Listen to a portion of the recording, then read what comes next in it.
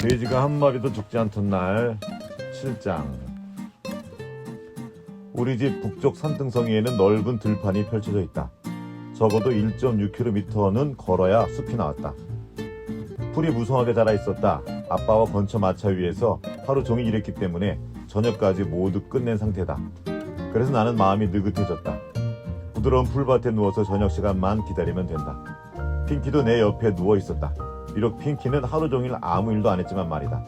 자줏빛 토끼풀과 온갖 풀들이 가득한 들판에 하얀 돼지 핑키가 볼록하게 솟아 있었다.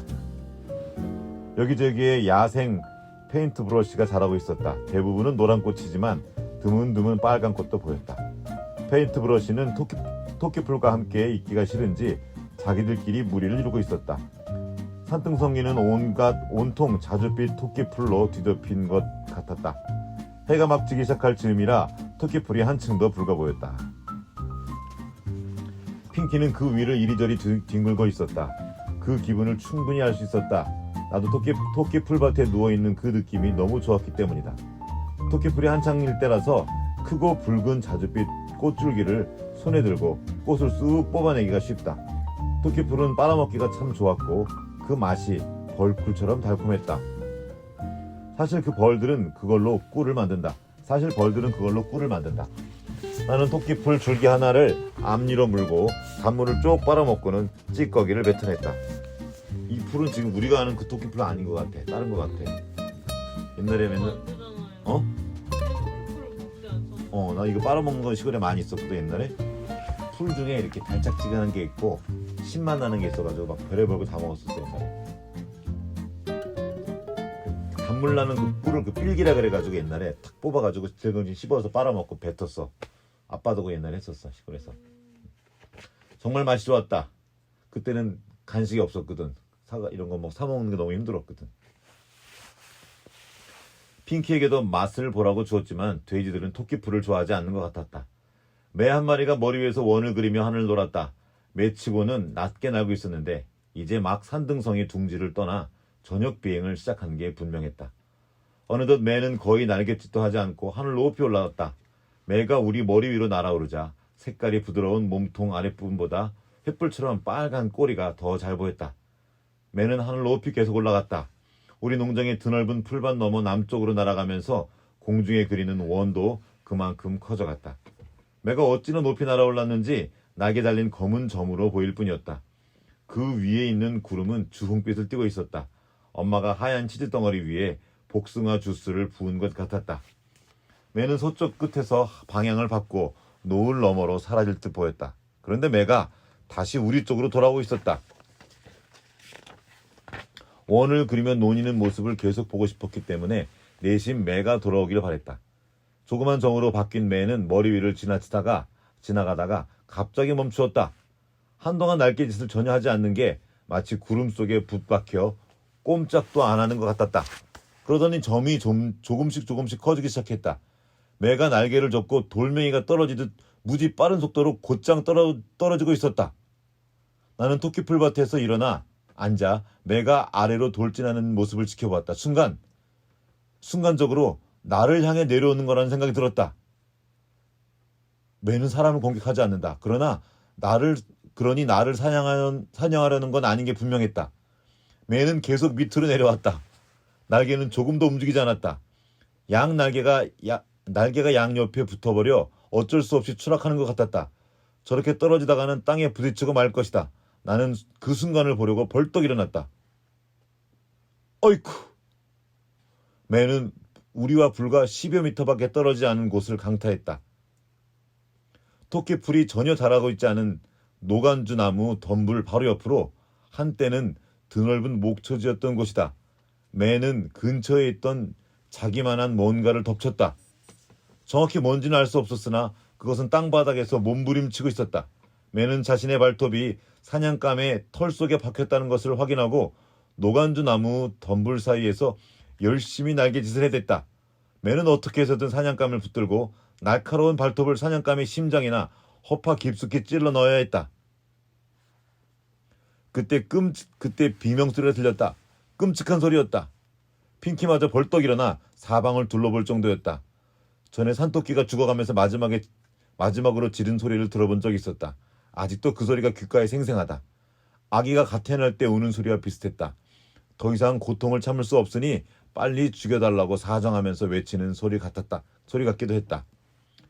그 소리는 산토끼가 일생에 단 한 번 지르는 비명소리였다. 그리고 끝이었다. 솜꼬리 토끼가 발버둥을 그쳤다. 매는 고된 싸움 그때 한숨을 돌리고 잠시 쉬려는 듯했다. 그래서 나도 움직이지 않았다. 핑키도 마찬가지였다. 우리는 뭔가에 사로잡힌 듯 그 자리에서 무릎을 세운 채 꼼짝도 하지 않았다. 매가 핑키랑 자기랑 매가 우리를 본 게 분명했지만 전혀 신경 쓰지 않았다. 나는 토끼풀을 헤치고 매를 향해 아주 천천히 나아갔다. 노간주 나무 덤불에 몸을 숨기고는 핑키가 주책 없이 따라오지 않기를 빌면서 계속 앞으로 나아갔다. 세 걸음쯤 나아갔을 때 매가 커다란 날개를 펴고 하늘로 후다닥 올라갔다. 발톱에 잡힌 산토끼는 빨간 꼬리털 밑에 몸을 축 늘어뜨리고 있었다. 죽은 게 분명했다. 매는 우리와 저만치 떨어져 낮은 높이로 날아올랐다. 속도가 충분해야 하늘 높이 날아오를 수 있기 때문이다. 산토끼가 축 늘어져 부담스럽긴 하겠지만 아주 따끈한 식사거리가 될 게 분명했다. 나는 매를 쫓아 발밑에서 토끼풀이 휙휙 스치고 지나갈 만큼 아주 빠르게 뛰어갔다. 매의 둥지를 보고 싶었기 때문이다. 매는 멀리 사냥을 나갔다가 다시 자기 동지로 돌아갈 게 틀림없었다. 핑키도 마찬가지 심정인지 내 뒤를 바짝 따라왔다. 하지만 우리는 매를 놓치고 말았다. 언덕 꼭대기에서 순식간에 사라진 것이다. 나는 매의 둥지를 꼭 보고 싶었다. 그리고 매가 신선한 산토끼 고기를 찢어서 둥지에 있는 새들에게 먹이는 광경도 보고 싶었다. 매가 먹이를 갖고 둥지에 내려앉으면 새끼들은 일제히 부리를 열고 따끈한 고기를 넣어달라고 아우성칠 게 분명했다. 아빠는 산토끼를 잡으면 언제나 털이 난 반대 방향으로 배를 쓸어 보였다. 건강한 토끼인지 아닌지 알아보려는 것이었다. 배에서 혹이 만져지면 공수병에 걸렸다며 땅에 묻어버렸다. 그렇지 않을 경우에만 집으로 가져갔다. 토끼 고기를 생각하니 배가 고팠다. 나도 산토끼 고기를 많이 먹어보았다. 거의 고기보다 훨씬 맛있다. 엄마는 아빠와 내가 냄비에 넣지 못할 만큼 큰 토끼를 잡은 적이 없는데도 언제나 토끼를 오븐에 구워냈다. 엄마의 요리는 정말 일품이었다. 새끼 매들이 토끼 고기를 맛볼 수 있다면 그건 나보다 먼저 토끼를 잡았기 때문이다. 핑키가 토끼 고기를 좋아할지 어떨지 모르겠다. 하지만 돼지는 고기를 먹지 않는다 하지 않는가. 아빠는 돼지 이빨이 44개라고 했다. 내 이보다 훨씬 많은 수다. 그렇다면 핑키도 산토끼 고기를 먹을 가능성이 높았다. 내가 확실히 아는 건 암돼지에게 먹을 것을 충분히 주지 않으면 자기 새끼도 잡아먹는다는 거다. 아빠가 알려주었다. 나는 핑키를 잘 먹이고 있다. 핑키가 잘 자라게끔 일하고 나서 아빠와 텐 아저씨한테 얻어온 옥수수나 밀, 보리, 호밀, 귀리, 사탕수수 같은 것을 주었다. 게다가 데이지한테서 짜낸 신선한 우유도 먹였다. 낚시를 가면 물고기를 잡아주었다. 콩이나 사료도 모으는 대로 가져다 주었다. 엄마가 너보다 돼지가 더 잘 먹는구나 하고 나무랄 정도였다. 틀린 말은 아니었다. 핑키는 내 돼지였다. 내 돼지. 그래서 그 녀석이 충분히 먹지 않으면 마음이 아팠다. 하지만 지금까지 말한 건 음식에 불과하다. 핑키는 하루에 물을 서너 통이나 마셨다. 게다가 솔로몬이나 데이지와 마찬가지로 차고 깨끗한 물을 좋아했다. 언젠가 제이콥 헬린의 집에 갔더니 제이콥이 가축에게 물을 주고 있었다. 제이콥네는 말 한 마리와 젖소 한 마리가 있었지만 양동이는 하나밖에 없었다. 그래서 제이콥은 언제나 말에게 먼저 물을 떠다 주어야 했다. 젖소는 말이 먹은 다음에도 물을 먹지만 말은 젖소가 입에 댄 물은 절대로 먹으려 들지 않았기 때문이다. 그리고 말이 물을 한 양동이 먹을 때 젖소는 세 양동이 먹었다. 그래도 말이 먼저 먹었다. 나는 핑키에게 먹이는 양을 계속 기록해 두었다. 계산해봤더니 160g을 먹을 때마다 몸무게가 45kg씩 불어났다. 토끼풀밭에 누워 노간주 나무 열매를 씹고 있는데 갑자기 핑키가 옆으로 와서 몸을 비벼댔다. 비비는 힘이 세게 느껴졌다. 그만큼 많이 자랐기 때문이다. 만약 내가 핑키처럼 살이 찐다면 나는 음식을 쳐다보지도 않을 것 같았다. 핑키, 너는 보살핌을 잘 받고 있어. 비와 햇빛을 막아주는 우리도 있고 항상 마른 짚이 깨끗하게 깔려있는 잠자리도 있잖아. 겨울가에는 내가 진흙탕을 부리며 놀 수 있는 웅덩이도 있고 말이야. 심지어 나는 네 코에 먼지가 들어갈까봐 마당에 물도 뿌린다고. 핑키가 코를 킁킁거렸다. 고맙다고 그러는 게 아니라는 걸 알지만 핑키가 그런 척하는 것 같아서 재밌었다. 괜찮아 핑키, 앞으로도 너를 계속 보살펴줄게. 왜 그런지 알아? 너는 잡아먹을 게 아니기 때문이야. 너는 새끼 낳는 암돼지가 될 거야. 아주 오래 살면서 말이다. 새끼를 낳을 수 있을 만큼 충분히 자라면 테너 아저씨네 수태지랑 맺어줄 거야. 곧 삼촌을 만나게 될 거야. 아빠 말로는 러닝 마을에서 가장 멋진 수태지래. 삼촌한테서 씨를 받으면 처음에는 적어도 새끼를 8마리는 낳아야 돼. 그 다음엔 10마리. 핑키는 엄마가 되는 것에 대해서는 아무런 관심이 없다는 표정으로 내 곁을 떠나 꿀벌을 쫓아갔다. 꿀벌아, 다른 꿀벌들은 모두 다 집으로 돌아갔으니 너도 얼른 집으로 돌아가렴. 조금 있으면 어두워질 거야. 하늘 전체가 분홍빛으로 물들었다.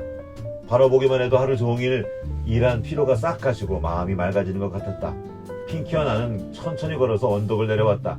핑키는 늘 그렇듯이 땅바닥에 코를 박고 따라왔고 나는 노을을 바라보며 걸음을 옮겨갔다. 저녁에는 우리만 남긴 채 뉘엿뉘엿 사라져갔다. 집에 도착했다. 나는 핑키를 우리 안에 넣고 두 발로 꼭 껴안아주었다. 그리고 집으로 들어가다가 헛간으로 오고 있는 아빠와 마주쳤다. 새끼 고양이 한 마리도 있었다. 나는 녀석을 안아들고 걸음을 옮겼다. 조그만 발톱이 윗도리를 파고들어 어깨를 찔렀다. 그래서 떨어질 염려가 없다고 안심시키려고 꽉 껴안아주었다. 아빠는 샌드 아저씨네 마구 봇줄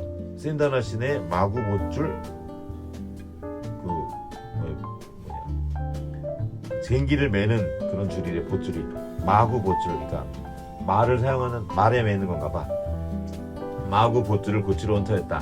나는 아빠가 곧 도구를 정리해서 선반 위 제자리에 올려놓을 때까지 기다렸다. 그런 다음 아빠와 함께 밖으로 나와 헛간 서쪽에 있는 의자에 앉았다. 안고 있던 새끼 고양이는 무릎에 올려놓았다. 그리고 해가 뉘엿뉘엿 지고 있는 것을 아빠와 함께 바라보았다. 분홍빛 하늘이 진홍빛으로 변하더니 이내 엄마 말처럼 쉐이커 잿빛으로 변했다. 아빠, 노을 지는 하늘보다 멋있는 색은 없는 것 같아요. 나는 노을이 너무 좋아요. 아빠는 어때요? 내가 묻자 아빠는 이렇게 대답했다. 하늘은 바라보기에 참 좋은 곳이야. 그리고 돌아가기에도 좋은 곳이라는 느낌이 들어. 자, 오늘은 여기까지. 그치, 그런 것 같아. 그러니까 우리가 죽으면 하늘나라로 간다 그러잖아. 그래서 우리가 죽어서 갈 곳이라도 괜찮은 곳이라고 말하는 것 같아. 그치, 그건 모르지. 자, 오늘은 여기까지.